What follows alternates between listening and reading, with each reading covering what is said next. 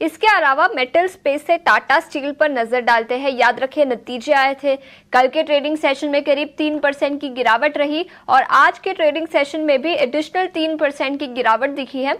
इसी के साथ इन्वेस्टेक की रिपोर्ट भी आई है जहां पर उन्होंने स्टॉक को डाउनग्रेड किया है, अब लक्ष्य घटाकर 135 रुपए प्रति शेयर कर दिया है।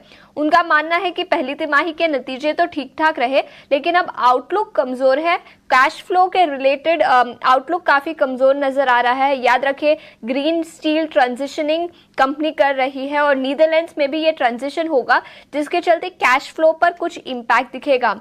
इसी के साथ सुप्रीम कोर्ट का वर्डिक्ट भी आया था माइनिंग ऑपरेशंस को लेकर, जहां पर अब स्टेट गवर्नमेंट्स माइनिंग पर टैक्स लगा सकती है और अगर ये रेट्रोस्पेक्टिव होता है तो टाटा स्टील पर करीब 20,000 करोड़ की लायबिलिटी भी आ सकती है, तो इसके चलते भी कैश फ्लो पर इंपैक्ट दिखेगा और स्टॉक में करीब 2.5 से 3% की गिरावट आज के ट्रेडिंग सेशन में दिखी है।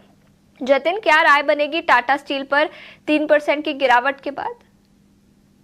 देखिए ओवरऑल अगर जो मेटल स्पेस की मैं बात करूं तो कल के एक शार्प रनअप के बाद ऊपरी स्तरों से most of the metal stocks में सेलिंग प्रेशर देखने मिला है और Tata steel also along with JSW, Jindal steel, सभी जो मेटल स्टॉक्स में इनफैक्ट कल का जो गैप अप ओपनिंग हुआ था वो सस्टेन नहीं हुआ और प्रीवियस जो स्विंग लोस थे उसको जाके रीटेस्ट कर रहा है। तो हमें लगता है कहीं ना कहीं थोड़ा जो दबाव है वो कहीं ना कहीं आगे जाते हुए रह सकता है। In the case of Tata steel हमें लगता है कि 150 यहाँ पे 1.2 करोड़ शेयर्स अभी ओपन इंटरेस्ट में है ऑन दी पुट साइड, तो वो एक स्ट्रॉन्ग सपोर्ट के तौर पे हमें आगे जाते हुए देखने मिल सकता है। इसके लिए वीकनेस रह सकती है लेकिन डाउनसाइड हमें लगता है कि 150 टू 150 तक के जोन तक ही रहेगा, ज्यादा डाउनसाइड नहीं है।